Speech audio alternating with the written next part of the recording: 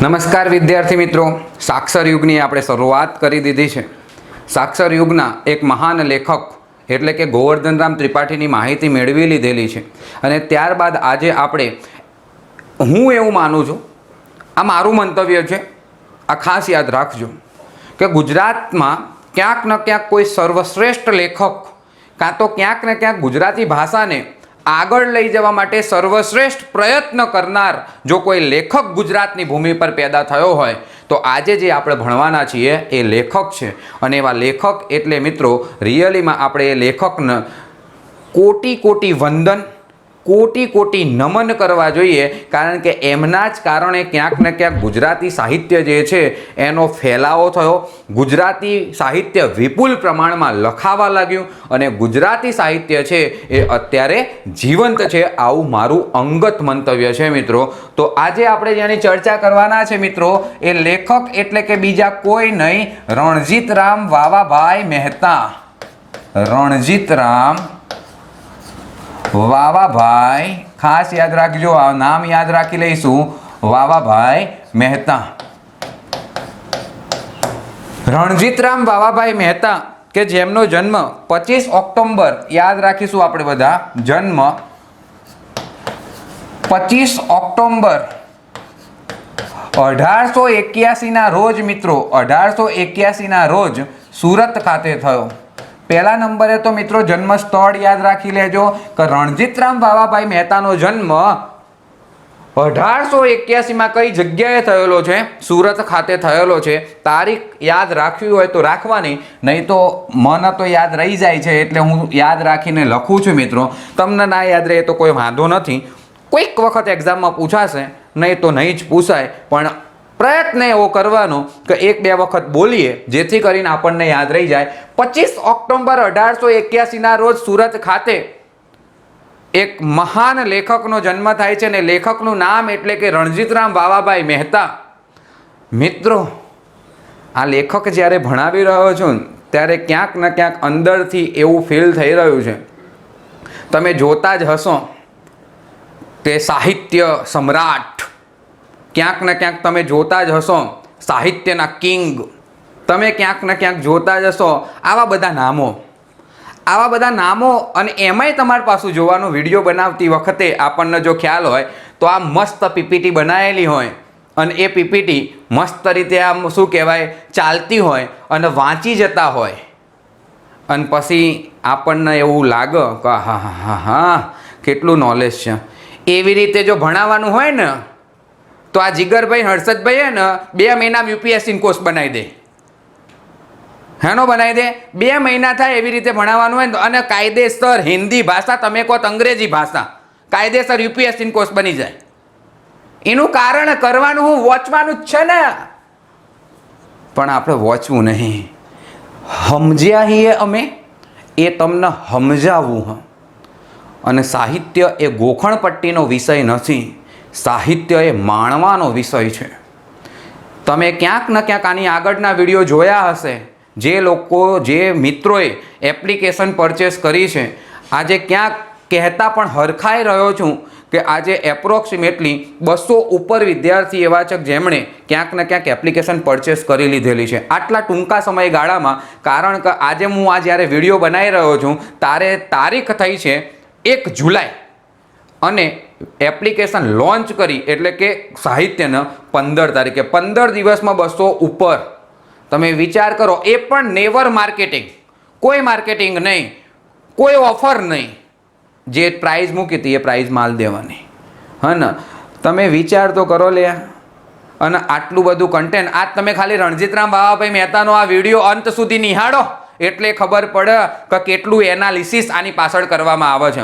અને એ પ્રશ્ન પછી જ્યારે એક્ઝામમાં પૂછાય ત્યારે આખું ગામ એવું કહે છે કે સાહેબ આવું તો અમને નહોતું ભણાયું, પણ એટલે જ કહું છું કે એક વખત એવું ભણો કે બીજી વખતે ભણવાની જરૂરિયાત ના ઊભી થાય, ખબર પડે, ખોપડીમાં નાખો।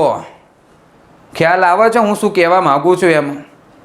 હમણાં જ GPSC ની પરીક્ષામાં એક પ્રશ્ન પૂછાયો, જો તમને ખ્યાલ હોય તો, કે ગુજરાત સાહિત્ય પરિષદના સૌપ્રથમ મહિલા અધ્યક્ષનું નામ જણાવો.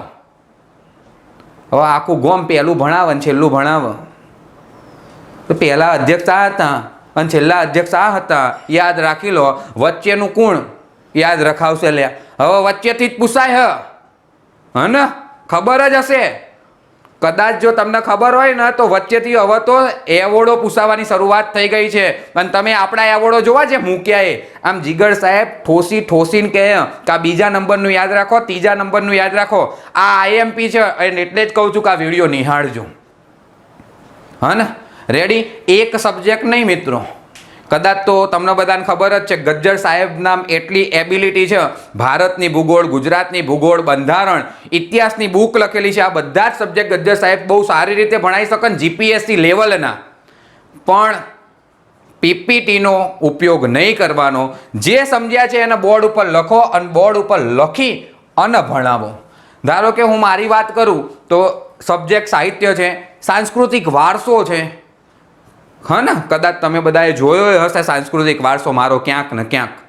તો આ બધા જે સબ્જેક્ટ ખરા મિત્રો એને પરફેક્ટલી માણવા પડે, નિહાળવા પડે, અંદર ઊંડું ઉતરવું પડે. ત્યારે જઈને અમારી ખોપડીમાં ફિટ થાય અને એ અમારી ખોપડી અમે તમને આપીએ. ભણીએ આપણે આના ખતરનાક લેખકના. આજે આ લેખક તમારે ચેક કરી લેવાનો કેટલા કલાકનો થાય છે. હું કલાકોની વાત નહીં કરતો, પણ એ કલાકોમાં એક પણ એવો પ્રશ્ન કાં તો એક પણ એવી માહિતી નહીં હોય કે જે બિનજરૂરી લાગે તમને. હા ને? જોઈએ આપણે હવે મિત્રો. 25 ઓક્ટોબર 1881ના રોજ સુરત ખાતે રણજીતરામ વાવાભાઈ મહેતાનો જન્મ થયો મિત્રો. અને યાદ રાખવાનો જ્યારે પ્રયત્ન કરતા હોઈએ ત્યારે રણજીતરામ વાવાભાઈ મહેતાનું ઉપનામ આપણે બધાએ યાદ રાખવાના થાય. તો યાદ રાખજો. અને આવું તો મિત્રો ખાસ જીગરસર ફેક્ટ લખવાનું. અને આ જીગરસર ફેક્ટ એક્ઝામમાં સૌથી વધારે પૂછાશે. આ પણ કહી દઉં હું તમને. ઉપનામ યાદ રાખીએ આપણે બધા તો ગુજરાતની અસ્મિતાના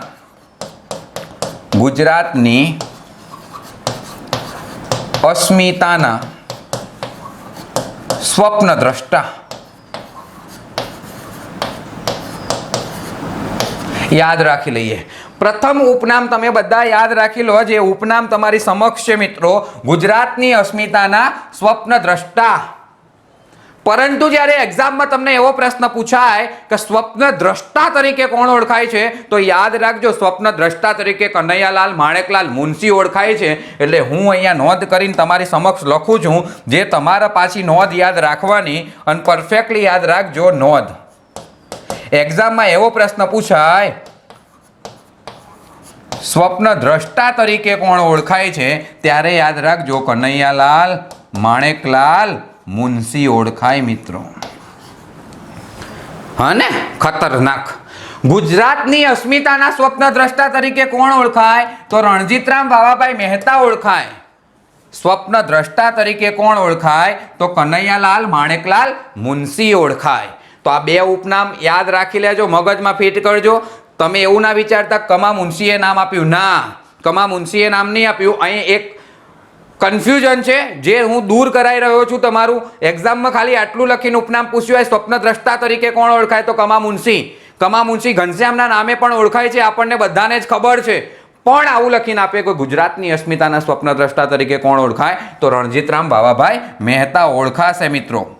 હવે જો આપણે આગળ વાત કરીએ મિત્રો તો યાદ રાખી લઈએ ગુજરાતની અસ્મિતાના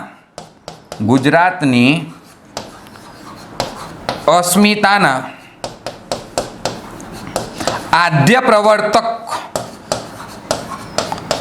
યાદ રાખજો ગુજરાતની અસ્મિતાના આદ્ય પ્રવર્તક તરીકે કોણ ઓળખાય તો યાદ રાખીએ આપણે બધા રણજીતરામ વાવાભાઈ મહેતા.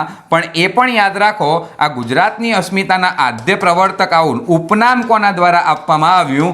હવે યાદ રાખજો આ ઉપનામ રણજીતરામ વાવાભાઈ મહેતાના કનૈયાલાલ માણેકલાલ મુનશીએ આપેલું છે મિત્રો. હજુ એક ઉપનામ યાદ રાખીએ. ગુજરાતની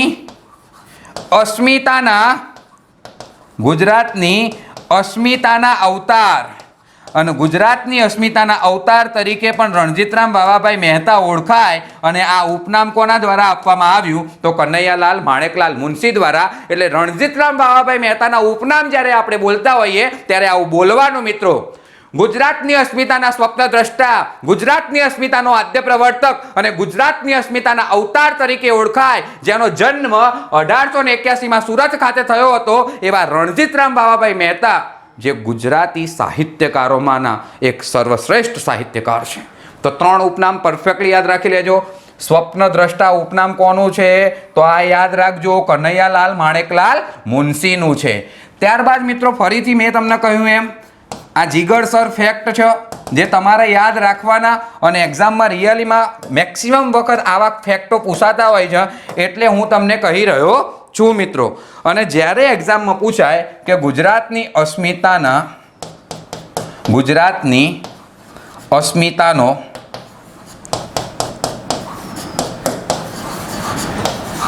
જયઘોષ યાદ રાખજો મિત્રો. ગુજરાતની અસ્મિતાનો જયઘોષ કરનાર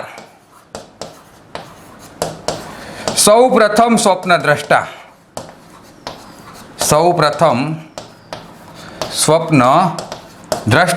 તો આ ઉપનામ પાછું યાદ રાખીએ કમા મુનશી.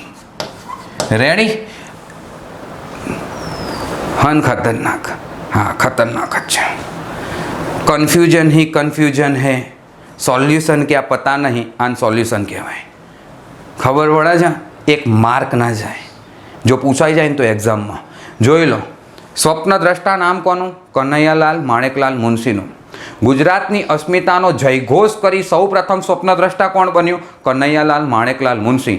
પણ એમ પૂછાય કે ગુજરાતની અસ્મિતાના સ્વપ્નદ્રષ્ટા તો રણજીતરામ વાવાભાઈ મહેતા. ગુજરાતની અસ્મિતાનો આદ્ય પ્રવર્તક રણજીતરામ વાવાભાઈ મહેતા અને ગુજરાતની અસ્મિતાનો અવતાર એ પણ રણજીતરામ વાવાભાઈ મહેતા છે મિત્રો. તો આ વસ્તુને પરફેક્ટલી યાદ રાખીશું આપણે બધા. અને ત્યારબાદ મિત્રો રણજીતરામ વાવાભાઈ મહેતા જે ખરા એમની નોંધમાં તમારે યાદ રાખવાનું છે. નોંધ કમ્પ્લીટલી યાદ રાખજો. 1905માં ત્રિભુવનદાસ ગજ્જરને તમે બધા ઓળખતા હશો. ત્રિભુવનદાસ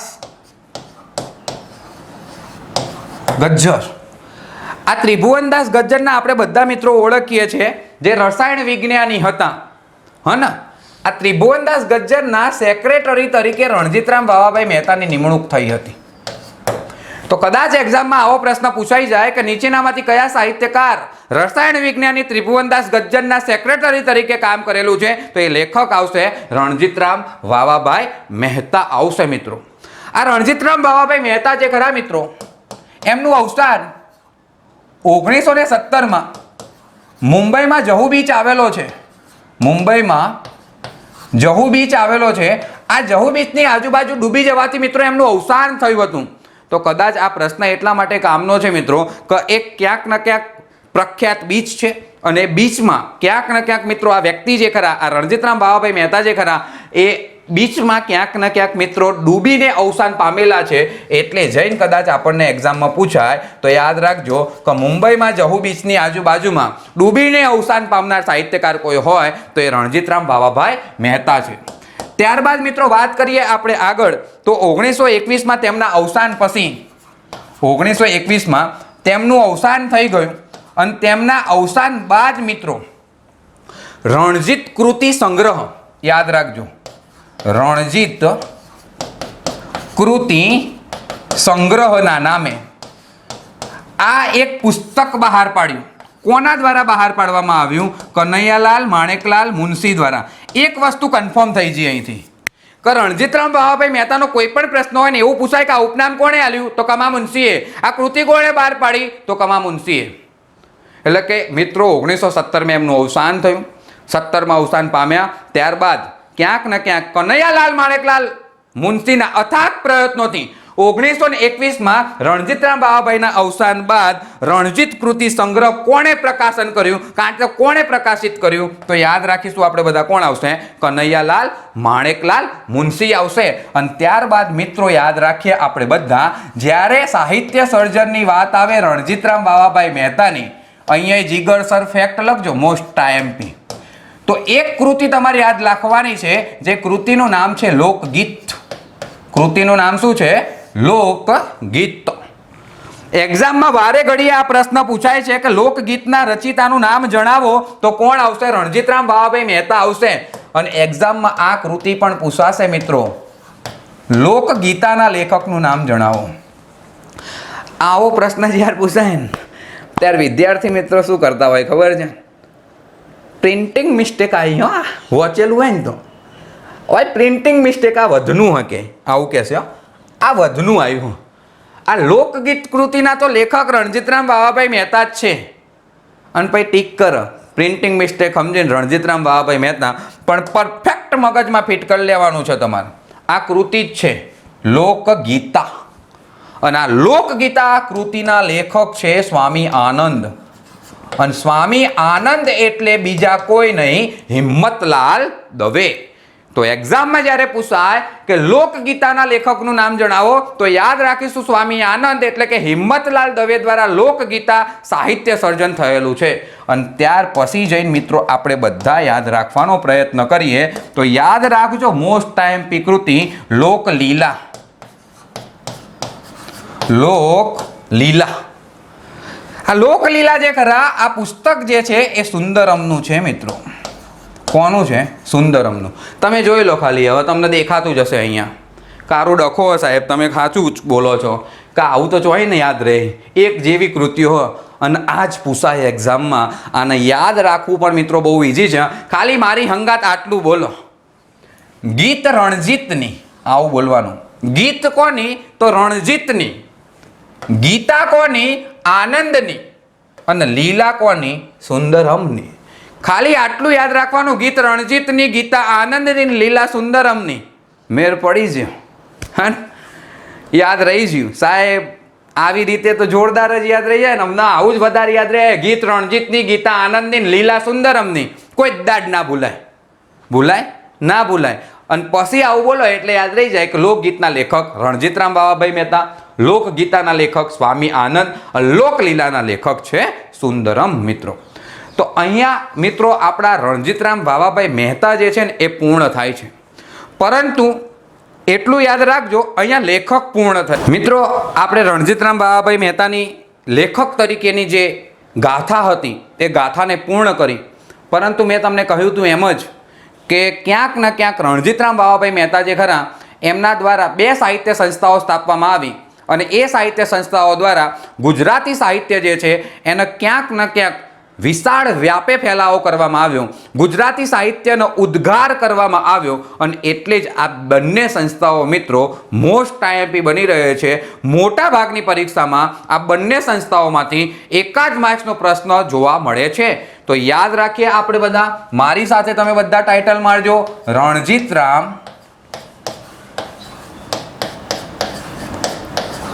વાવાભાઈ મહેતા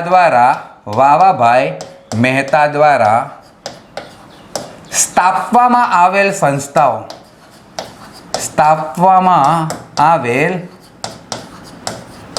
સંસ્થા. રેડી? ઓકે ને સાહેબ? બહુ જોરદાર હો. યાદ રાખીએ આપણે બધા. રણજીતરામ વાવાભાઈ મહેતા દ્વારા મિત્રો જો સ્થાપવામાં આવેલ સંસ્થાની વાત કરીએ તો સોશિયલ એન્ડ લિટરરી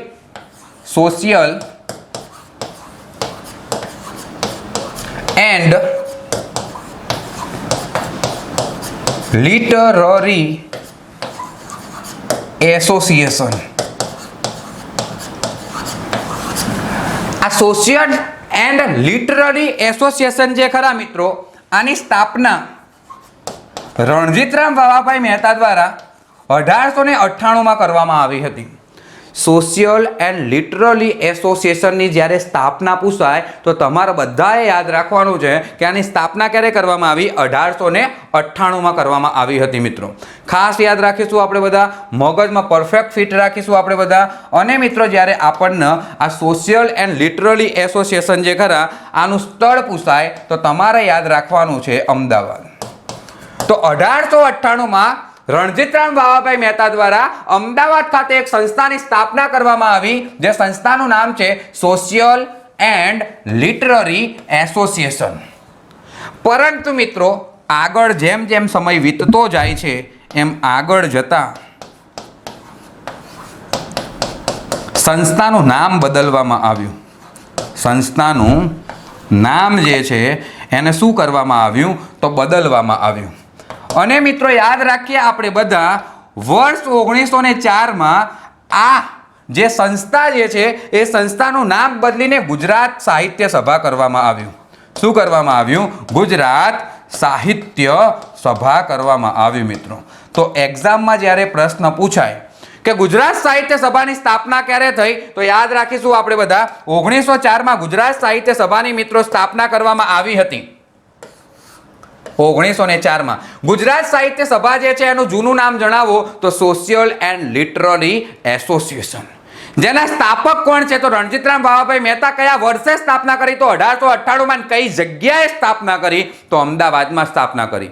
પણ ક્યાંક ને ક્યાંક આગળ જેમ જેમ સમય વીતતો જાય છે એમ એમ 1904નું વર્ષ આવે છે અને 1904ના વર્ષમાં આ સંસ્થાનું નામ બદલીને મિત્રો ખાસ યાદ રાખી લેજો ગુજરાત સાહિત્ય સભા કરવામાં આવ્યું. અને તમારે આ બહુ યાદ રાખવાનું છે કારણ કે એક્ઝામમાં પ્રશ્ન પૂછાય છે. રણજીતરામ સુવર્ણ ચંદ્રક જે ગુજરાતી સાહિત્ય ક્ષેત્રનો સર્વોચ્ચ પુરસ્કાર કહેવામાં આવે છે, આ રણજીતરામ સુવર્ણ ચંદ્રક કોના દ્વારા આપવામાં આવે છે તો યાદ રાખી લેજો ગુજરાત સાહિત્ય સભા દ્વારા આપવામાં આવે છે મિત્રો. તો હવે મિત્રો આપણે બધા આ ગુજરાત સાહિત્ય સભા એટલે કે જેનું જૂનું નામ છે સોશિયલ એન્ડ લિટરરી એસોસિએશન એની ચર્ચા કરીએ. મજા આવે એવી ચર્ચા છે મિત્રો. તો યાદ રાખીશું આપણે બધા પરફેક્ટલી. આ સંસ્થા દ્વારા મિત્રો એક પુરસ્કાર શરૂ કરવામાં આવ્યો અને પુરસ્કારનું નામ છે રણજીતરામ સુવર્ણ ચંદ્રક. પુરસ્કારનું નામ શું છે? રણજીતરામ સુવર્ણ ચંદ્રક. હવે યાદ રાખવાનો પ્રયત્ન કરજો. આ રણજીતરામ સુવર્ણ ચંદ્રકના પહેલા ફેક્ટ જોઈ લઈએ આપણે. રણજીતરામ સુવર્ણ ચંદ્રક જે છે એના ફેક્ટ પરફેક્ટલી યાદ રાખવાના છે તમારે બધાએ. તો આ પુરસ્કાર ચાલુ તો થયો મિત્રો, પણ આ પુરસ્કાર જે છે એ ચાલુ કયા વર્ષે થયો તો 1928માં. એટલે તમને દેખાય છે કે 1904 થી 1928 જાઓ 1904 થી 1928 પહોંચો એટલે રજત જયંતિ આવો. કઈ જયંતિ આવો? રજત જયંતિ. એટલે કે રણજીતરામ ભાવાભાઈ મહેતા દ્વારા જે સંસ્થા સ્થાપવામાં આવી હતી ગુજરાત સાહિત્ય સભા એની રજત જયંતિની ઉજવણી હતી. અને રજત જયંતિના ઉજવણીના ભાગરૂપે મિત્રો આ પુરસ્કારની શરૂઆત કરવામાં આવી હતી. કયા પુરસ્કારની? તો રણજીતરામ સુવર્ણ ચંદ્રક. એક્ઝામમાં પ્રશ્ન પૂછાઈ શકે આ પણ કે રણજીતરામ સુવર્ણ ચંદ્રક ગુજરાત સાહિત્ય સભા દ્વારા એની કઈ જયંતિથી ઉજવણી, કઈ જયંતિથી શરૂ કરવામાં આવ્યો હતો તો યાદ રાખીશું આપણે બધા રજત જયંતિથી શરૂ કરવામાં આવ્યો હતો. ત્યારબાદ મિત્રો યાદ રાખો ગુજરાતી સાહિત્ય ક્ષેત્રનો સર્વોચ્ચ પુરસ્કાર, ગુજરાતી સાહિત્ય ક્ષેત્રનો આ રણજીતરામ સુવર્ણ ચંદ્રક જે છે એ સર્વોચ્ચ પુરસ્કાર છે. જેવી રીતે મિત્રો યાદ રાખીએ આપણે ભારતીય સાહિત્ય ક્ષેત્રનો સર્વોચ્ચ પુરસ્કાર જ્ઞાનપીઠ પુરસ્કાર છે, એવી જ રીતે ગુજરાતી સાહિત્ય ક્ષેત્રનો સર્વોચ્ચ પુરસ્કાર કોઈ હોય તો એ આ રણજીતરામ સુવર્ણ ચંદ્રક છે મિત્રો. અને મોસ્ટ ટાઈમ પી હવે હું તમને જે ભણાવવા જઈ રહ્યો છું એનું કારણ છે મિત્રો કે આ વસ્તુ આપણને ક્યાંય પરફેક્ટ ખબર નથી પડતી. તો યાદ રાખવાનો પ્રયત્ન કરજો કે સૌ પ્રથમ આ પુરસ્કાર 1928માં કોને આપવામાં આવ્યો હતો તો ઝવેરચંદ મેઘાણીને આપવામાં આવ્યો હતો. એક્ઝામમાં વારે ઘડીએ પ્રશ્ન પૂછાયેલો છે કે રણજીતરામ સુવર્ણ ચંદ્રક સૌ પ્રથમ કોને આપવામાં આવેલો તો યાદ રાખવાનો પ્રયત્ન કરીશું મિત્રો. સૌ પ્રથમ કોને આપવામાં આવેલો? ઝવેરચંદ મેઘાણીને. હાવજ ગરજે હાવજ ગરજે વન રાવણનો રાજા ગરજે. ક્યાંક આવું સાંભળ્યું હશે. મોર બની થનગાટ કરે મારું મન મોર બની થનગાટ કરે. આવી ક્યાંક ને ક્યાંક પંક્તિઓના રચિતા.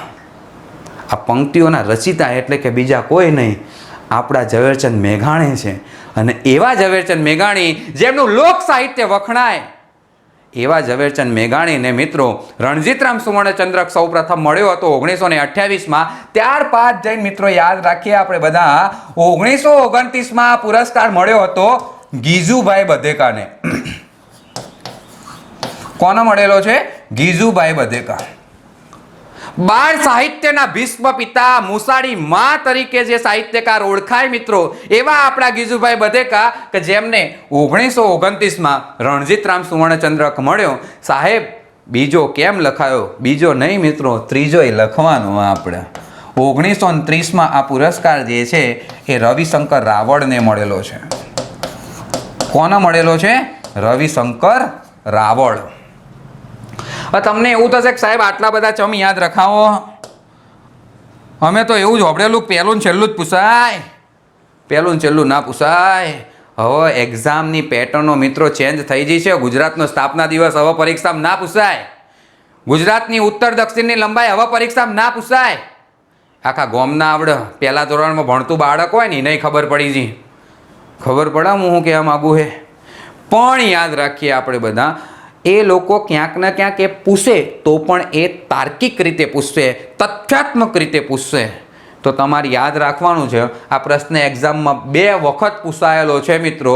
નીચેનામાંથી કયા સાહિત્યકારને સૌપ્રથમ રણજીતરામ સુવર્ણચંદ્રક પ્રાપ્ત થયેલો છે? અને ત્યારે ઝવેરચંદ મેઘાણી ઓપ્શનમાં નહોતા આપ્યા, 2 વખત પૂછાયો. એમાં 1 વખત ઓપ્શનમાં આપ્યા હતા ગીજુભાઈ બધેકા. જ્યારે ઝવેરચંદ મેઘાણી ઓપ્શનમાં ના આપે મિત્રો, ત્યારે તમે મને જણાવો કે સૌપ્રથમ પુરસ્કાર કોને મળ્યો કહેવાય?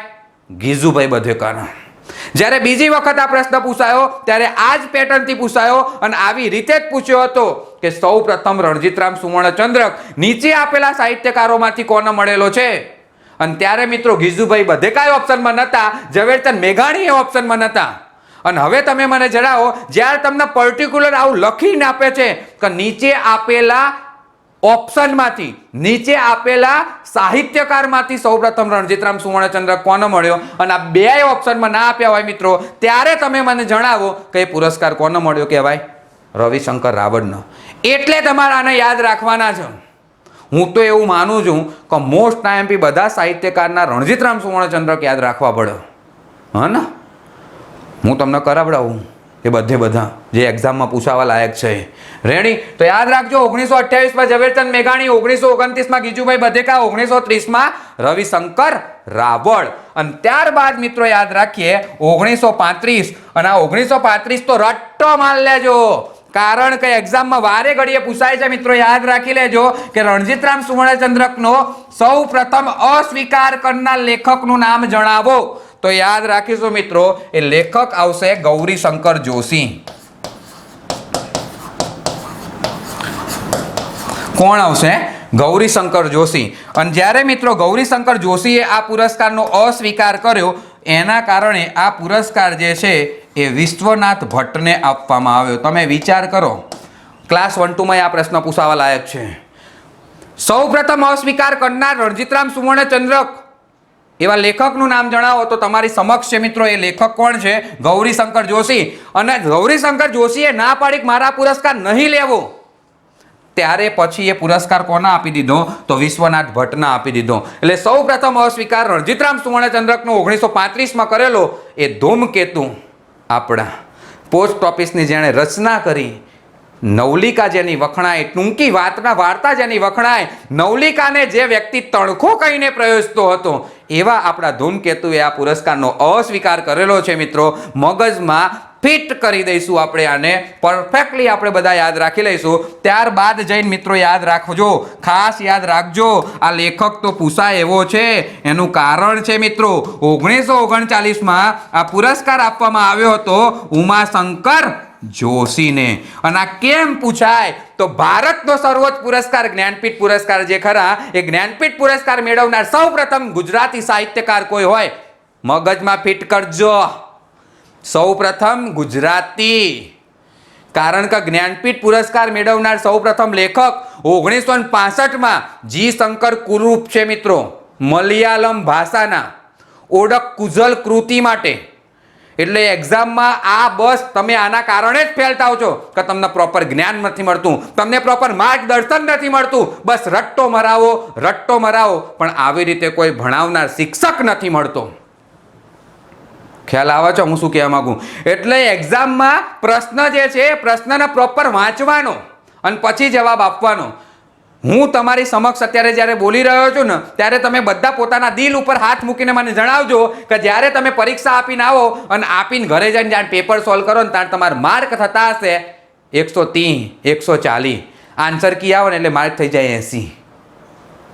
એનું કારણ બસ આ જ છે કે તમે અમુક જે પ્રશ્નો તમને આવડતા હતા એ તમે ખોટા લખીને આવ્યા. અને જ્યારે આવડતા પ્રશ્ન એક્ઝામમાં ખોટા પડે ને મિત્રો એટલે યાદ રાખી લેવાનું કે આપણું સિલેક્શન કોઈ દિવસ ના થાય. ખબર પડે છે? સૌ પ્રથમ રણજીતરામ સુવર્ણચંદ્રક મેળવનાર સાહિત્યકાર ઝવેરચંદ મેઘાણી, આ 100% સાચું. પણ સૌ પ્રથમ જ્ઞાનપીઠ પુરસ્કાર મેળવનાર સાહિત્યકાર તો જી શંકર કુરુપ. સૌ પ્રથમ જ્ઞાનપીઠ પુરસ્કાર મેળવનાર ગુજરાતી સાહિત્યકાર ઉમાશંકર જોશી. અને એ ઉમાશંકર જોશીને રણજીતરામ સુવર્ણચંદ્રક કયા વર્ષે મળ્યો? 1939માં. અહીંયા જે વર્ષ લખું છું એ જ્ઞાનપીઠ પુરસ્કારનું છે, યાદ રાખી લેજો, 1967. રેડી? ખબર પડે ને? મોજ આવે ને? મોજથી ભણો. અને આ ભણવાનું તમને ગમતું હોય તો શેર કરો, બીજું તો હું કહું યાર.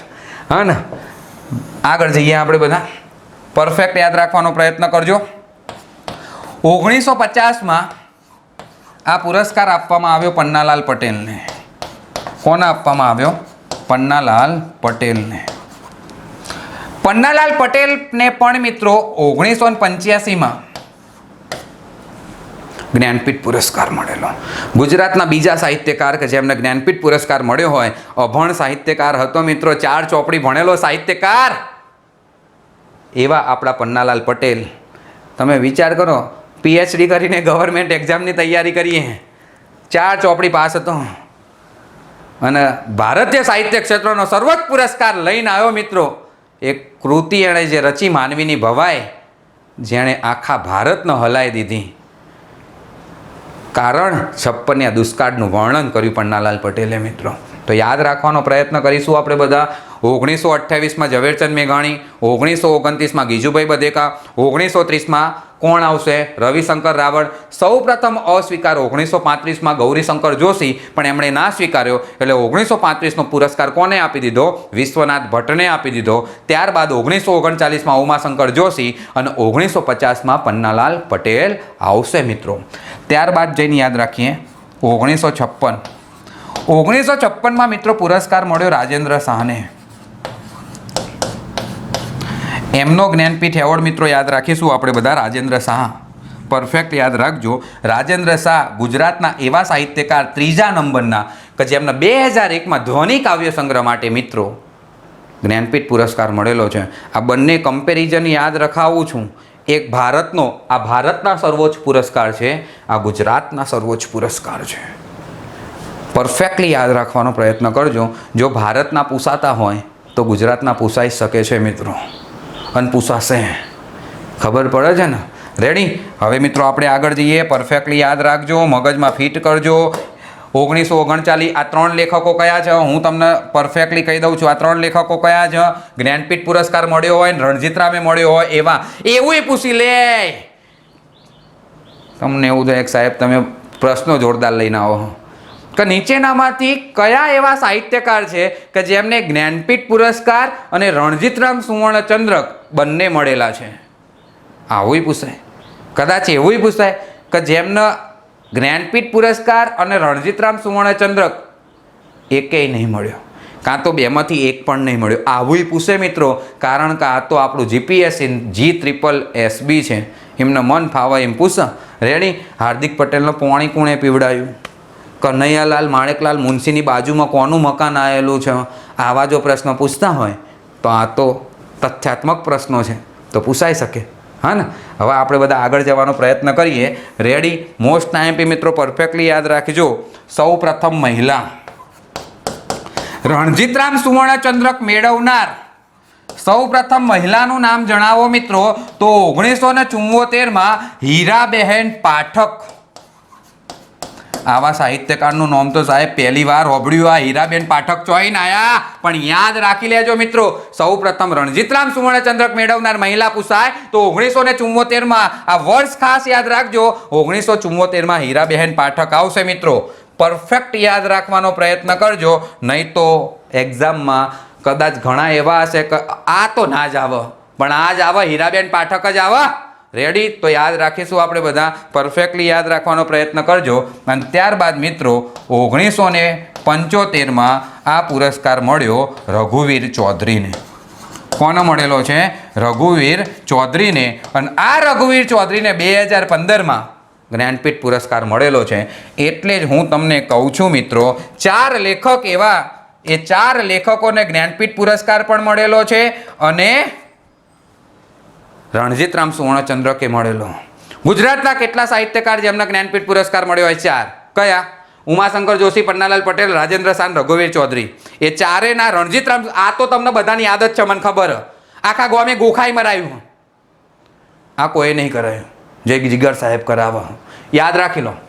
39, 50, 56, 75.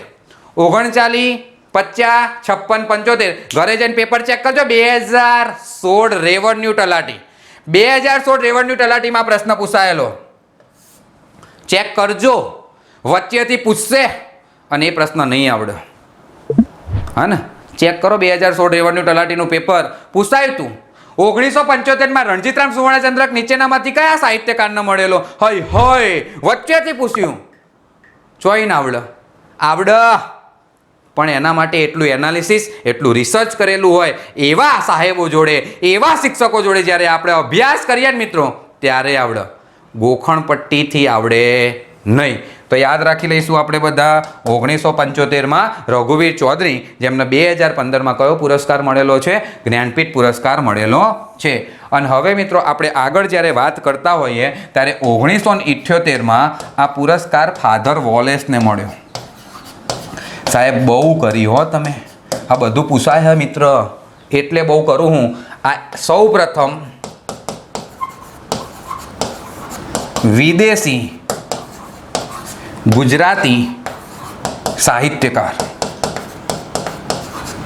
સૌ પ્રથમ વિદેશી ગુજરાતી સાહિત્યકાર. જો આ પ્રશ્ન એક્ઝામમાં પૂછાઈ જાય કે સૌ પ્રથમ વિદેશી ગુજરાતી સાહિત્યકાર કે જેમને રણજીતરામ સુવર્ણચંદ્રક મળ્યો હોય, દાંડિયા ડોલ. દાંડિયા ડોલ ના થાય જો જીગર સાહેબ જોડે ભણ્યા હોય તો 1978માં ફાધર વોલેસ આવશે.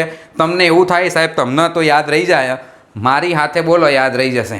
1928માં ઝવેરચંદ મેઘાણી, 1929માં ગીજુભાઈ બધેકા, 1930માં રવિશંકર રાવળ. સ્ટોપ થઈ જાઓ, આ 3ને પહેલાં યાદ રાખી લો. પછી અસ્વીકાર યાદ રાખો. 1935માં ગૌરીશંકર જોશી, એટલે આપ્યો કોણ? વિશ્વનાથ ભટ્ટનો. પછી 4 સાહિત્યકાર યાદ રાખો. કયા? 39, 50, 56, 75. 39, 50, 56, 75. 39, 50, 56, 75. 39માં ઉમાશંકર જોશી, 50માં પન્નાલાલ પટેલ, 56માં રાજેન્દ્ર શાન, 75માં રઘુવીર ચૌધરી. પછી સૌ પ્રથમ મહિલા બોલો 1974. સૌ પ્રથમ મહિલા 1974માં હીરાબેન પાઠક. અને પછી 1978માં બોલો ફાધર વોલેસ.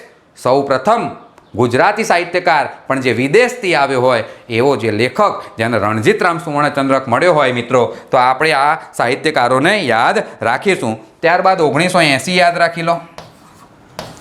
1980 તમારે એટલે યાદ રાખવાનું છે મિત્રો, એનું કારણ એકમાત્ર છે કે બીજા મહિલા સાહિત્યકાર છે કે જેમને આ પુરસ્કાર મળ્યો હોય, ધીરુબેન પટેલ.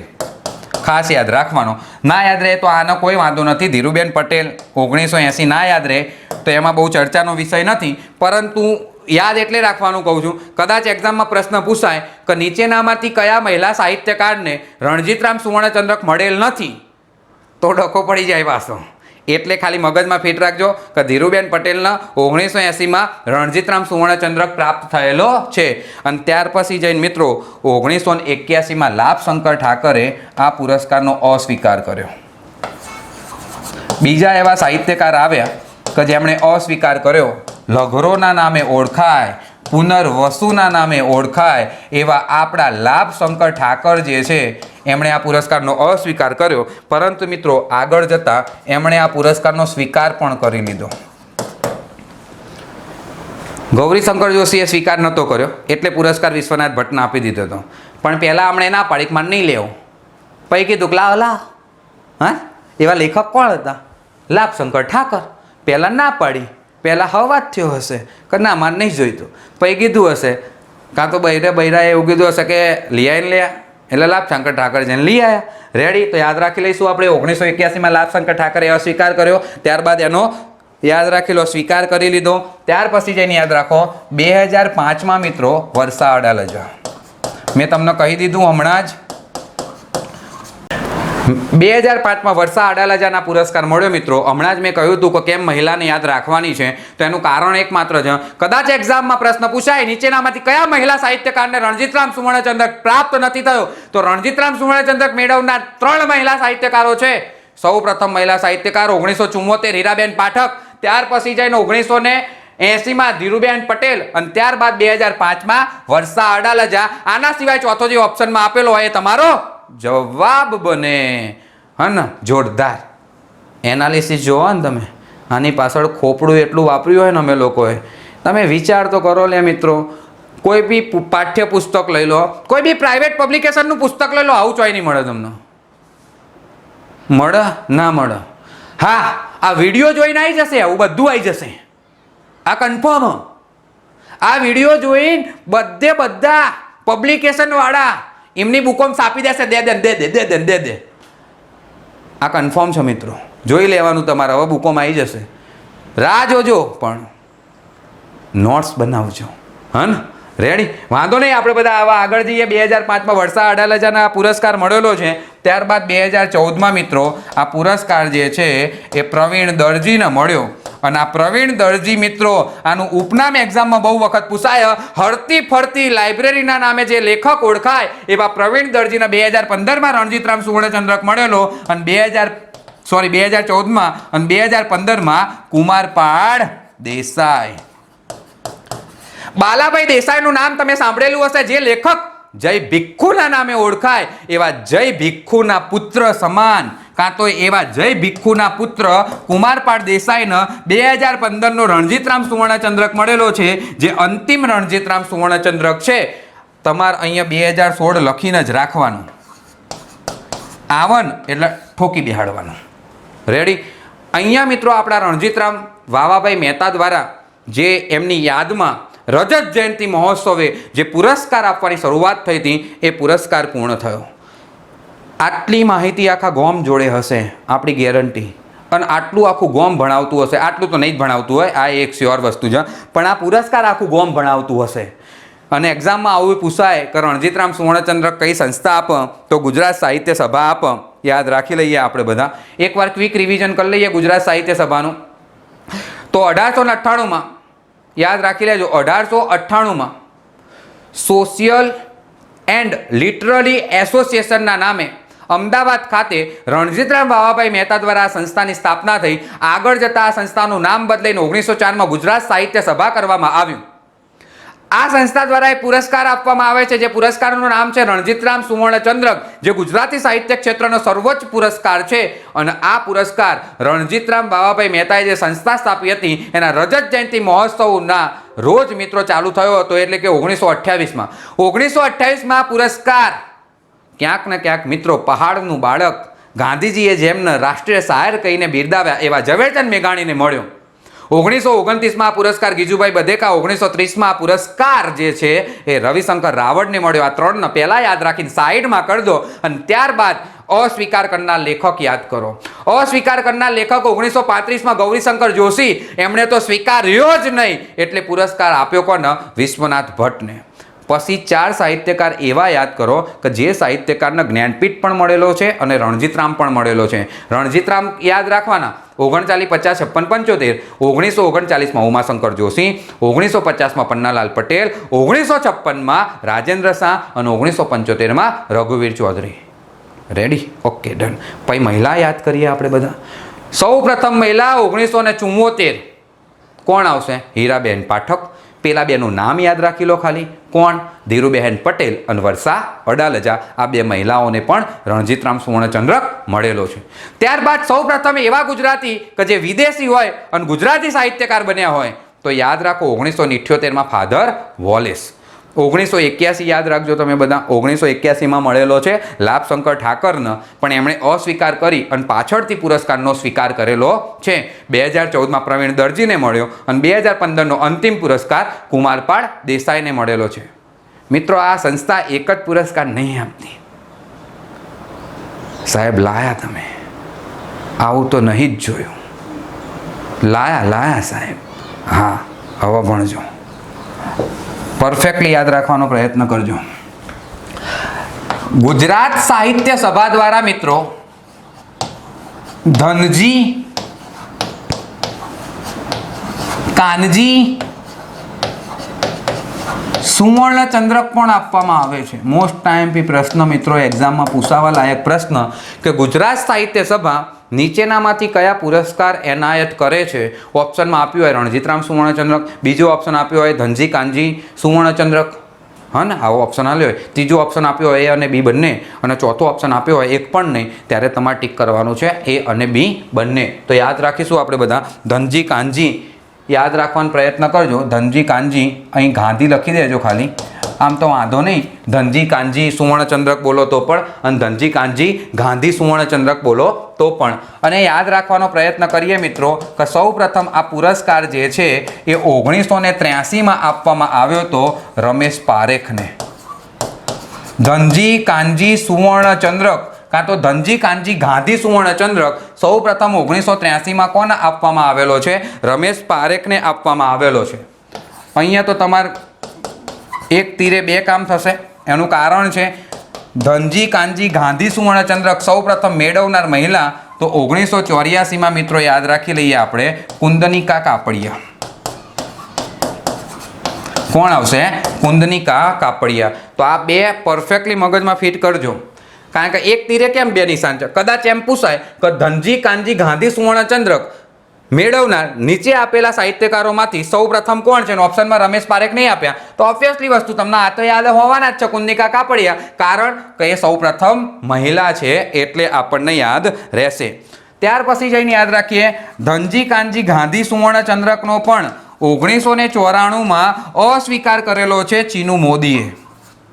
યાદ રાખજો, ઇરશાદના નામે જે ઓળખાય ચીનુ મોદી. પૂછાય હા, ઉપનામ યાદ રાખજો પાછા. 1994માં ચીનુ મોદીએ ધનજી કાનજી ગાંધી સુવર્ણચંદ્રકનો શું કરેલો છે? તો યાદ રાખીશું આપણે બધા, અસ્વીકાર કરેલો છે. 2014માં આ પુરસ્કાર ભાનુપ્રસાદ પંડ્યાને મળ્યો. કોને મળેલો છે?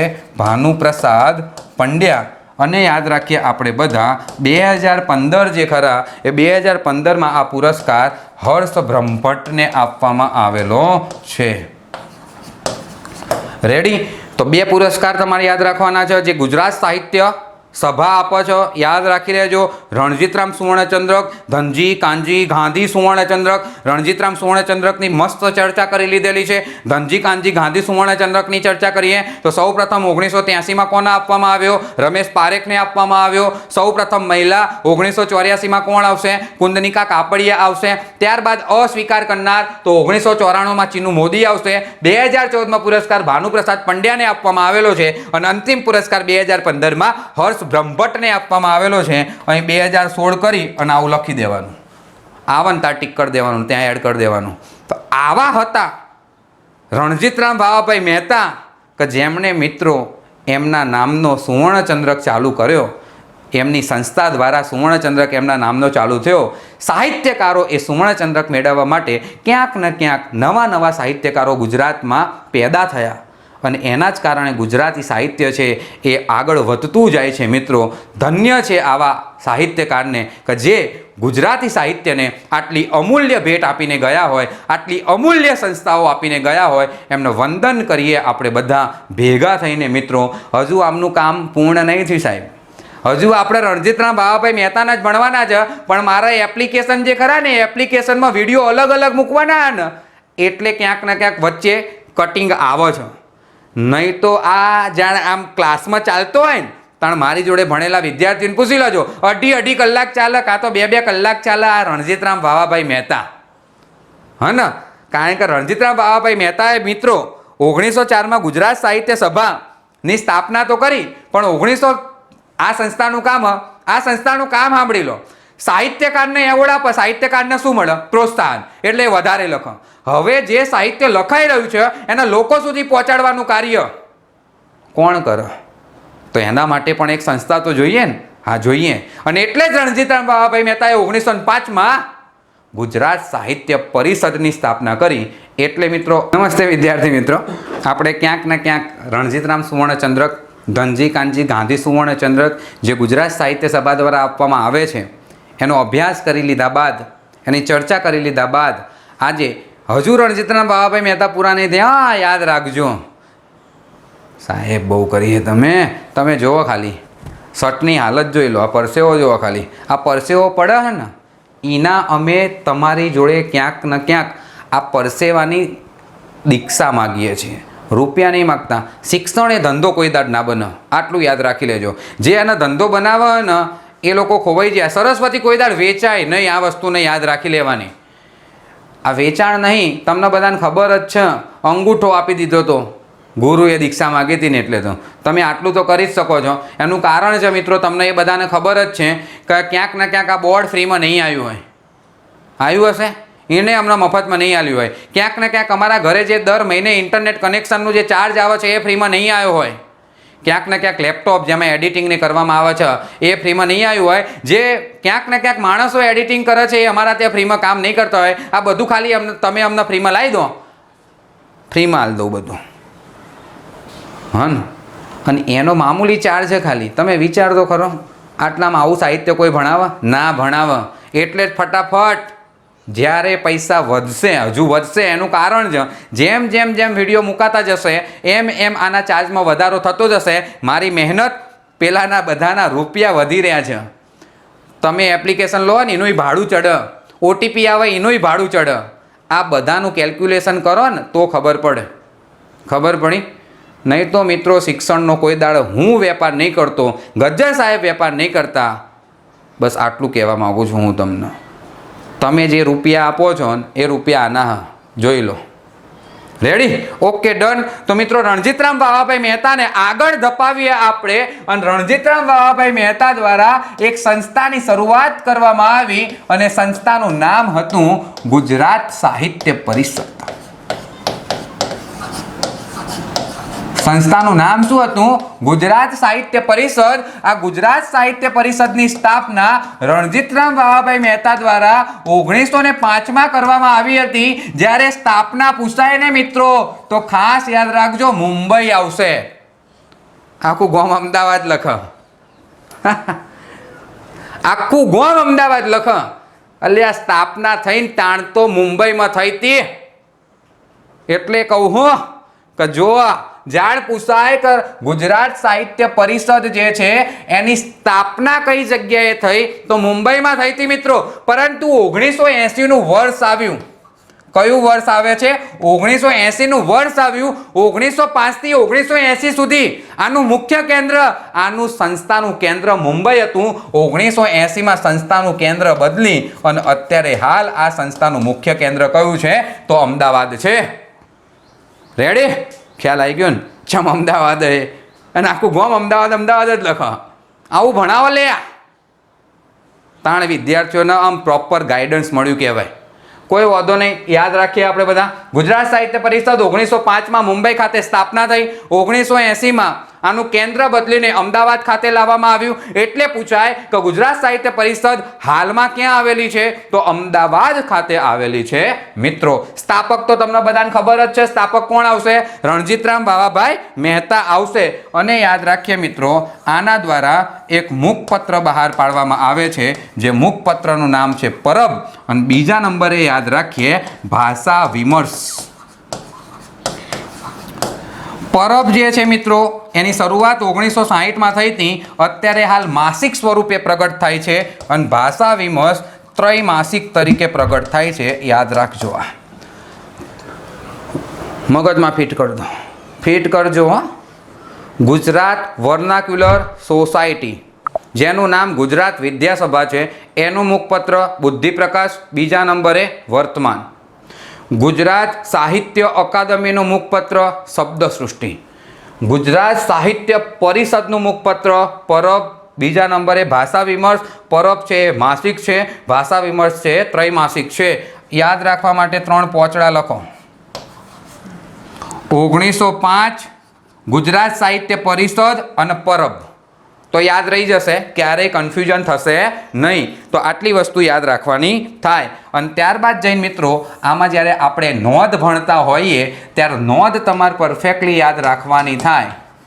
गुजरात साहित्य परिषदना प्रांगण्यमां एक ग्रंथालय आवेलुं छे मित्रों। शुं आवेलुं छे? ग्रंथालय।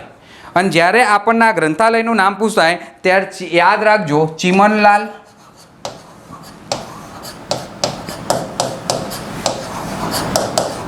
मंगलदास ग्रंथालय। ग्रंथालयનું નામ ખાસ યાદ રાખજો, ચિમનલાલ મંગળદાસ ગ્રંથાલય। ક્યાં આવેલું છે? તો ગુજરાત સાહિત્ય પરિષદ જે ખરા એના પ્રાંગણ્યમાં આવેલું છે મિત્રો। તો ખાસ યાદ રાખીશું આપણે બધા। ત્યાર પછી જઈને મિત્રો યાદ રાખો, અહીંયા ગ્રંથ વિહાર કરીને એક સ્થળ છે। આ ગુજરાત સાહિત્ય પરિષદ જ્યાં આવેલી છે અમદાવાદમાં, ત્યાં ગ્રંથ વિહાર કરીને એક સ્થળ છે। આ પુસ્તક વેચાણ કેન્દ્ર છે। ગુજરાત સાહિત્ય પરિષદ એના પ્રાંગણ્યમાંથી કાં તો એનું જે સાનિધ્ય છે એ સાનિધ્યમાંથી જ્યાં એમણે પુસ્તક વેચાણ કેન્દ્ર બનાવેલું છે એ પુસ્તક વેચાણ કેન્દ્રનું નામ શું રાખવામાં આવેલું છે? તો ગ્રંથ વિહાર રાખવામાં આવેલું છે। આ ગુજરાત સાહિત્ય પરિષદમાં મિત્રો દર બુધવારે યાદ રાખજો આ બોધ સભા ભરાય છે। આવું પૂછાય કે બોધ સભા નીચેનામાંથી કઈ સંસ્થા દ્વારા ભરાવવામાં આવે છે? તો ગુજરાત સાહિત્ય પરિષદ દ્વારા ભરાવવામાં આવે છે।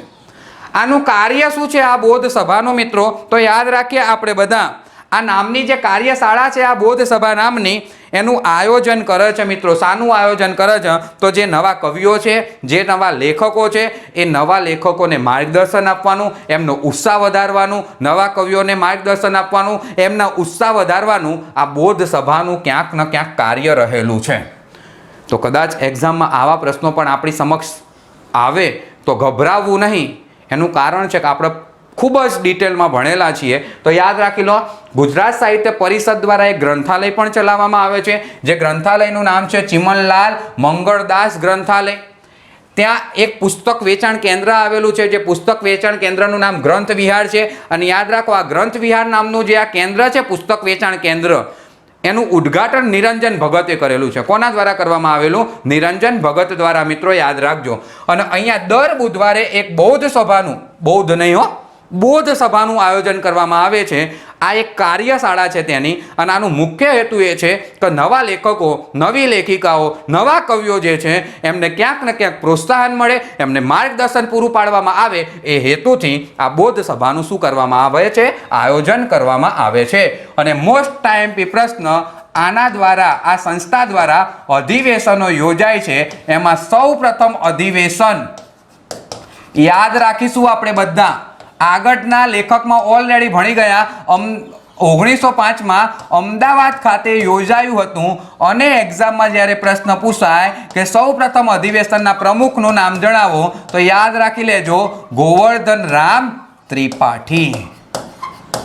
જે વર્ષે સંસ્થાની સ્થાપના થઈ એ જ વર્ષે આ સંસ્થાનું એક અધિવેશન યોજાયું હતું। અને એ અધિવેશન છે એ અમદાવાદ ખાતે યોજાયું હતું 1905માં। અને યાદ રાખજો, આ સંસ્થા જે છે એના સૌ પ્રથમ પ્રમુખ કોણ બનેલું છે? તો કોણ બનેલું છે? ગોવર્ધન રામ ત્રિપાઠી બનેલા છે। ત્યાર પછી મિત્રો યાદ રાખો, છઠ્ઠું અધિવેશન, છમું અધિવેશન કાં તો છઠ્ઠું અધિવેશન। સાહેબ છઠ્ઠું કેમ યાદ રખાવો હો? જો પછી કહેજો। આ છઠ્ઠું અધિવેશન જે છે મિત્રો એ 1920માં ભરાયું હતું। એ કઈ જગ્યાએ ભરાયું? તો આ છઠ્ઠું અધિવેશન પણ મિત્રો અમદાવાદ ખાતે ભરાયું। જ્યારે છઠ્ઠા અધિવેશનના પ્રમુખનું જ્યારે આપણને નામ પૂછાય તો હરગોવિંદ કાંટાવાળા આવશે। કોણ આવશે? હરગોવિંદ કાંટાવાળા। અને આમાંથી પ્રશ્ન પૂછાય તો આ જ પ્રશ્ન પૂછાશે મિત્રો। યાદ રાખી લેજો, કયા અધિવેશનમાં, ગુજરાત સાહિત્ય પરિષદના કયા અધિવેશનમાં રવિન્દ્રનાથ ટાગોર મુખ્ય અતિથિ તરીકે હાજર રહ્યા હતા? એ અધિવેશન હતું છઠ્ઠા નંબરનું અધિવેશન 1920માં અમદાવાદ ખાતે યોજાયું હતું। અને એના પ્રમુખ હતા હરગોવિંદ કાંટાવાળા। પહેલું અધિવેશન 1905 અમદાવાદ, સૌ પ્રથમ પ્રમુખ ગોવર્ધન રામ ત્રિપાઠી। છઠ્ઠું અધિવેશન 1920 અમદાવાદ, પ્રમુખ હરગોવિંદ કાંટાવાળા। મોસ્ટ ટાઈમપી પ્રશ્ન યાદ રાખી લેજો, મોસ્ટ ટાઈમપી, કે રવિન્દ્રનાથ ટાગોર જેના મુખ્ય અતિથિ રહ્યા હોય એવું અધિવેશન જ્યારે પૂછાય તો 6ઠ્ઠા નંબરનું અધિવેશન આવશે મિત્રો. પરફેક્ટલી યાદ રાખવાનો પ્રયત્ન કરજો. ત્યાર પછી જઈને યાદ રાખીએ આપણે બધા મિત્રો 12મું અધિવેશન. કયું અધિવેશન? 12મું અધિવેશન. સાહેબ કેમ આ પૂછાય? જોવો તો ખરા કેમ પૂછાય એ જોવો પહેલા.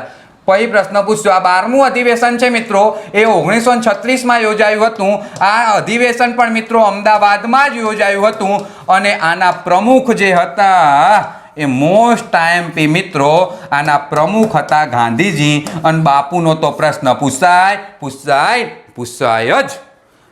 મહાત્મા ગાંધી ગુજરાત સાહિત્ય પરિષદના કેટલામાં અધિવેશનના પ્રમુખ બન્યા હતા? તો 12મા અધિવેશનના 1936માં. અને અમદાવાદ 3 અધિવેશન મગજમાં ફિટ કરી દો. 1905 પ્રથમ અમદાવાદ, 6ઠ્ઠું અધિવેશન 1920 અમદાવાદ, 12મું અધિવેશન 1936 અમદાવાદ. પૂરા પ્રમુખ પહેલા કોણ હતા? પહેલા ગોવર્ધનરામ ત્રિપાઠી, 6ઠ્ઠાના હરગોવિંદ કાંટાવાળા અને 12મા ગાંધીજી. અને વચ્ચે 6ઠ્ઠામાં ખાસ યાદ રાખીશું આપણે મુખ્ય અતિથિ કોણ આવ્યા હતા? તો રવિન્દ્રનાથ ટાગોર આવ્યા હતા. ત્યાર પછી જઈને મિત્રો યાદ રાખીએ આપણે બધા, પરફેક્ટલી યાદ રાખવાનો પ્રયત્ન કરીશું આપણે બધા. 15મું અધિવેશન 1943. 15મું અધિવેશન 1943. 1943 લખજો. 1943 જે ભરાયું હતું વડોદરા ખાતે. અને વિદ્યાગૌરી નીલકંઠ જે છે એ આના પ્રમુખ હતા. એટલે સૌ પ્રથમ મહિલા પ્રમુખ યાદ રાખજો. હમણાં જીપીએસસીમાં પ્રશ્ન પૂછાયો હતો. મારી જોડે જેટલા વિદ્યાર્થીઓ ભણ્યા હોય ને એ બધા વિદ્યાર્થીઓની નોટ્સ લેવાની. હું એવું નહીં કહેતો એમને પૂછજો, એમની નોટ્સ લેજો. 2017માં હું આ ભણાવતો હતો. 2017માં આવું જ બેઠું. એવું નહીં કે જીપીએસસી પ્રશ્ન પૂછાયો ને એટલે ભણાવવાનું ચાલુ કર્યું. મારી નોટ્સ લેજો. કદાચ આનાથી વધારે અધિવેશનો ભણાયા હશે મેં આના તો. કારણ કે ટ્રેન્ડ મુજબ હું ભણાવું છું, પરીક્ષાની પદ્ધતિ મુજબ. એ વખતે લાગે કે આ કામનું છે તો એ ભણાવવાનું. ખબર પડે છે હું તમને શું કહેવા માગું છું એ. તો સૌ પ્રથમ મહિલા અધ્યક્ષ પૂછાય તો 1943માં 15મું અધિવેશન વડોદરા ખાતે આવશે મિત્રો. તો ખાસ યાદ રાખીશું આપણે બધા. પરફેક્ટલી યાદ રાખવાનો પ્રયત્ન કરજો. રેડી? અને ત્યારબાદ જઈને યાદ રાખીએ 48મું અધિવેશન. 48મું અધિવેશન 2015માં ભુજ ખાતે યોજાયું હતું અને એના અધ્યક્ષ હતા ચંદ્રકાંત ટોપીવાળા. પ્રશ્ન પૂછાયેલો એક્ઝામમાં. લેખક પણ બહુ સારા છે તો યાદ રાખીશું આપણે બધા. ચંદ્રકાંત ટોપીવાળા ખાલી યાદ રાખવા પૂરતું રાખજો કે 2015માં આટલા નંબરનું હતું, 48મા નંબરનું. ત્યાર પછી જઈને 49મું અધિવેશન. 49મું અધિવેશન યાદ રાખીએ આપણે બધા. 2017માં યોજાયું સિકંદરાબાદ અને એના અધ્યક્ષ બન્યા હતા સિતાંશુ યશચંદ્ર. મોસ્ટ આઈએમપી લેખક સિતાંશુ યશચંદ્ર મહેતા. પરફેક્ટલી યાદ રાખવાનો પ્રયત્ન કરજો. તો 2017થી ક્યાંક ને ક્યાંક 2020 સુધી આ જે છે સિતાંશુ યશચંદ્ર એ પ્રમુખ રહ્યા હતા ગુજરાતી સાહિત્ય પરિષદના. તો યાદ રાખવાનો પ્રયત્ન કરીશું. અને હવે મિત્રો યાદ રાખીએ આપણે બધા. આ ગુજરાત સાહિત્ય પરિષદનું 50મું અધિવેશન યોજાયું. કોરોના કાળના કારણે મિત્રો આ અધિવેશન છે એ 2020માં યોજાયું. કઈ જગ્યાએ યોજાયું? તો અમદાવાદ ખાતે યોજાયું. અને એના પ્રમુખ કોણ બન્યા? તો પ્રકાશ શાહ બન્યા. કોણ બન્યું? પ્રકાશ શાહ. કોરોના કાળના કારણે આ અધિવેશન છે એ ક્યાંક ને ક્યાંક એટલા ફૂલ જોશમાં એટલા બધા પબ્લિકની સાથે ના યોજાઈ શકું. ક્યાંક ને ક્યાંક જે પણ કાર્ય હતું એ ક્યાંક ને ક્યાંક ઓનલાઈન કરવામાં આવ્યું હતું. પરંતુ અધિવેશન તો યોજાઈ ગયું. એટલે એક્ઝામમાં આવો પ્રશ્ન પૂછાયેલો. તમે વિચાર કરો, ગુજરાત સાહિત્ય પરિષદનું અંતિમ અધિવેશન કેટલામું હતું? જ્યારે આ 49મું અધિવેશન યોજાયું ને 2017માં ત્યારે એ પ્રશ્ન પૂછ્યો હતો, યાદ રાખી લો. અને ત્યારે જવાબ આવતો તો ગુજરાત સાહિત્ય પરિષદનું અંતિમ અધિવેશન કેટલામું હતું? 49મું. પણ અત્યારે જ્યારે આ પ્રશ્ન પૂછાય ત્યારે યાદ રાખીશું કે અંતિમ અધિવેશન કેટલામું છે? તો 50મું. કઈ જગ્યાએ યોજાયું? અમદાવાદ. અને પ્રમુખ અત્યારે હાલના પ્રમુખ પૂછાય તો કોણ આવશે? પ્રકાશ શાહ આવશે. ફટાફટ રિવિઝન કરી લઈએ. 1905માં રણજીતરામ બાવાભાઈ મહેતા દ્વારા મુંબઈ ખાતે ગુજરાત સાહિત્ય પરિષદની સ્થાપના કરવામાં આવી. 1980માં એનું કેન્દ્ર બદલીને અમદાવાદ ખાતે લાવવામાં આવે છે અને મુખપત્ર બહાર પાડે છે પરબ અને ભાષા વિમર્શ. ગ્રંથ વિહાર કરી પુસ્તક વેચાણ કેન્દ્ર આવેલું છે અહીંયા, જેનું ઉદ્ઘાટન નિરંજન ભગત દ્વારા કરવામાં આવેલું છે. ત્યારબાદ જઈને યાદ રાખીએ, ચિમનલાલ મંગળદાસ ગ્રંથાલય આ ભવનમાં આવેલું છે, કાં તો એક લાઇબ્રેરી, એક ગ્રંથાલય આ સંસ્થા ચલાવે છે, ગુજરાત સાહિત્ય પરિષદ ચિમનલાલ મંગળદાસ ગ્રંથાલય. મિત્રો, દર બુધવારે બોધ સભાનું આયોજન થાય છે. એનો હેતુ એકમાત્ર છે કે નવા લેખકો, નવી લેખિકાઓ અને નવા કવિઓ જે છે એમને માર્ગદર્શન પૂરું પાડવાનો. અને આ સંસ્થા દ્વારા ગુજરાતી સાહિત્યના ફેલાવા માટે એ હેતુસર અલગ અલગ અધિવેશનો યોજાય છે, જેમાં સૌપ્રથમ અધિવેશન 1905માં અમદાવાદ ખાતે યોજાયું હતું. સૌપ્રથમ અધિવેશનના પ્રમુખ આપણા ગોવર્ધનરામ માધવરામ ત્રિપાઠી હતા. 6ઠ્ઠા નંબરનું અધિવેશન 1920માં અમદાવાદ ખાતે યોજાયું હતું, જેના પ્રમુખ હરગોવિંદ કાંટાવાળા હતા. પણ પ્રશ્ન આ પૂછાશે કે 6ઠ્ઠા અધિવેશનના મુખ્ય અતિથિ કોણ બન્યા હતા? રવિન્દ્રનાથ ટાગોર બન્યા હતા. 12મું અધિવેશન મિત્રો 1936માં અમદાવાદ ખાતે યોજાય છે અને એના પ્રમુખ આપણા ગાંધીજી બને છે, એટલે આ અધિવેશન પણ મહત્વનું છે. 15મું અધિવેશન 1943માં વડોદરા ખાતે યોજાય છે અને સૌપ્રથમ મહિલા અધ્યક્ષ બને છે, જેનું નામ હોય છે મિત્રો, યાદ રાખી લઈએ આપણે બધા, વિદ્યા ગૌરી નીલકંઠ. 48મું અધિવેશન 2015માં ભુજ ખાતે યોજાય છે, જેના અધ્યક્ષ ચંદ્રકાંત ટોપીવાળા. 49મું અધિવેશન સિકંદરાબાદ ખાતે યોજાયું, જેના અધ્યક્ષ, જેના પ્રમુખ ક્યાંક ને ક્યાંક સીતાંશુ યશચંદ્ર. અને અંતિમ અધિવેશન 50મું જે છે એ અમદાવાદ ખાતે યોજાયું 2020માં. અને અત્યારે હાલ ગુજરાત સાહિત્ય પરિષદના પ્રમુખનું નામ પૂછાય તો કોણ આવશે? પ્રકાશ શાહ આવશે. અને મિત્રો, અહીંયા આપણે આપણા રણજીતરામ બાવાભાઈ મહેતાને પૂર્ણ કરીએ છીએ. આ વિડીયો જો તમને ગમતો હોય મિત્રો તો ખાલી બસ લાઈક કરો. તમારા વિદ્યાર્થી, તમારા જે ગ્રુપ છે, તમારા જે મિત્રો છે, તમારા જે વિદ્યાર્થી મિત્રો છે એમને કહો કે રિયલીમાં સાહિત્ય ગજ્જર એકેડમીની એપ્લિકેશનમાં જીગર સાહેબે ભૂકા કાઢ નાખીને એવું ભણાયેલું છે. પહેલાં ડેમો જો, ગમે તો જ પરચેસ કરજો. રેડી મિત્રો, આવતા વિડીયો લેક્ચરમાં મળીએ. ત્યાં સુધી જય હિન્દ, જય ભારત.